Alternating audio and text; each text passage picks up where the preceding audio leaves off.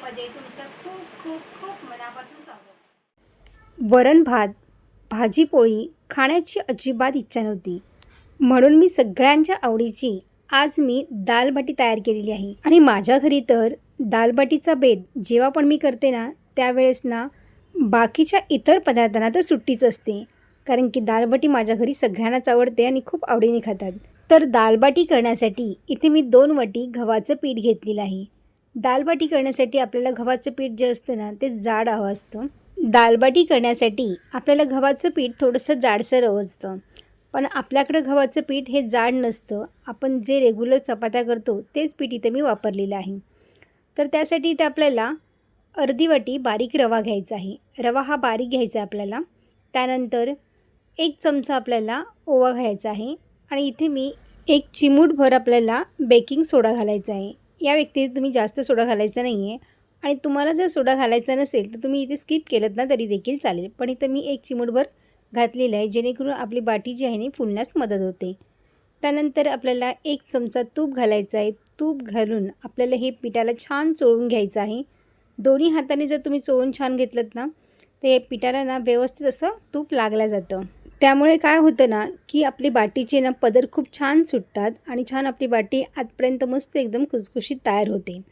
आता आपल्याला थोडं थोडं पाणी घालून आपल्याला हे पीठ मळून घ्यायचं आहे। आता हे पीठ मळताना आपल्याला खूप जास्त घट्ट किंवा सैल मळायचं नाही आहे।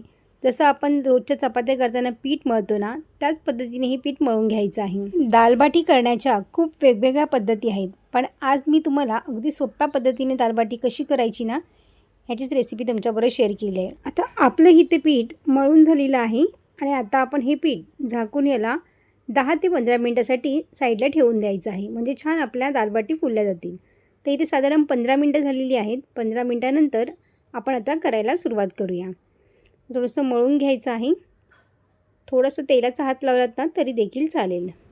काही जण दाल बाटी करण्यासाठी पहिल्यांदा पोळी लाटून घेतात, त्यानंतर आपल्या चौकोनी भाग करून पुन्हा त्याच्यावरती एकावर एक थर घेतात। अशा पद्धतीने मी काहीच इथे झंझट ठेवलेली नाही आहे। अगदी सोप्या पद्धतीने इथे मी दाल बाटी तुम्हाला तयार करून दाखवलेली आहे।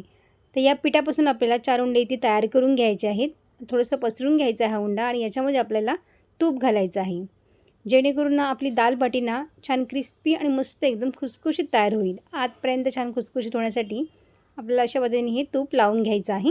आता व्हिडिओमध्ये दाखवल्याप्रमाणे अशा पद्धतीने हा उंडा तयार करून घ्यायचा आहे। बघा, आतून छान असं पोकळ झालेला आहे उंडा, आणि आपल्याला अशा पद्धतीने हे फोल्ड करून घ्यायचं आहे। तर तुम्ही बघू शकताय बघा, आता आपल्याला अजिबात लाटण्याची सुद्धा गरज लागत नाही। तर असंच आपल्याला हा उंडा हा आपण वाफवून घेणार आहोत। तर सगळे आपल्याला अशाच पद्धतीने इथे करून घ्यायचे आहे। तर तुम्ही ते बघू शकताय बघा। आता जे आपण तयार केलेले उंडे आहेत ना, एका चाळणीवरती घेऊन वाफवून घ्यायचे आहे। तर सगळे आपल्याला अशाच पद्धतीने इथे मी करून घेतलेले आहे, आणि इथे साईडला पाणीसुद्धा गरम करून घेतलेलं, म्हणजे छान असे पटकन झटपट हे वाफवले जातील। चाळण ही पाण्याला लागू द्यायची नाही आहे, म्हणजे त्याच्यामध्ये पाणी शिरणार नाही याची काळजी घ्या।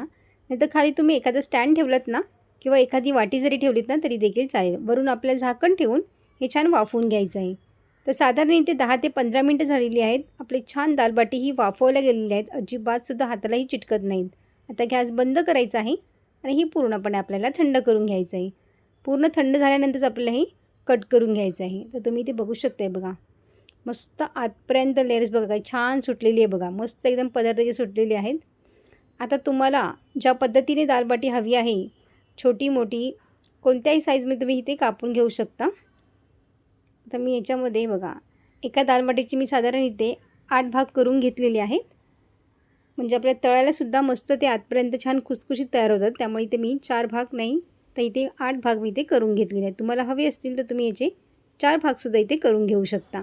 आता दाल बाटी आपण तळून घेऊया। तर इथे मी तेल गरम करायला ठेवलेलं आहे। तेल छान गरम झाल्यावरती आपल्याला दाल बाटी ही तळून घ्यायची आहे। तेल छान गरम करून घ्यायचं आहे, कोमट तेलामध्ये हे तळायचं नाही। छान गरम करून जर घेतलं ना, तर दाल बाटीला ना पदर खूप छान सुटल्या जातात। आता आपल्याला थोडे थोडे करून याच्यामध्ये दाल बाटी ही तळून घ्यायची आहे। मीडियम गॅसवरती आपल्याला दाल बाटी ही तळायची आहे, म्हणजे आतपर्यंत छान खुसखुशीत ही दाल बाटी तयार होते। आता खरं सांगायचं मंडळी, तर गरमीसुद्धा खूप प्रचंड वाढलेली आहे आणि जेवणाचीसुद्धा अजिबात इच्छा राहत नाही। त्यावेळेस ना असं मस्त एकदम चटपटीत आणि हलकं जेवण जर केलं ना, तर 2 घास जास्त जातील आणि एकदम जेवल्यानंतर खूप छान असं हलकं वाटेल. कारण की आपण यामध्ये तेलकट किंवा खूप जास्त मसाल्याचे पदार्थ आपण याच्यामध्ये घातलेले नाही आहेत. त्यामुळे आपल्याला ही दालबाटी खाण्यासाठी सुद्धा खूप जास्त टेस्टी लागते. तर अशाच पद्धतीने आपल्याला सगळी दालबाटी इथे करून घ्यायची आहे. तर आता दालबाटी आपण केल्यानंतर आता ही खायची कशी?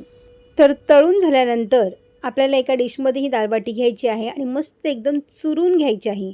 सगळे दालबाटी आपल्याला छान असे फोडून घ्यायचे आहेत. तुम्ही अख्खीसुद्धा खाऊ शकता, पण अशी छान फोडलात ना तर त्याच्यावरती ना जी वरण आपण घालणार आहोत ना ते मस्त आतपर्यंत हे जातं. आणि तुम्ही बघू शकता बघा, दालबाटी वरून मस्त एकदम क्रिस्पी आणि खुसखुशीत झालेली आहे आणि आतमधून मस्त एकदम मऊ झालेली आहे. तर अशाच पद्धतीने ही दालबाटी केली जाते.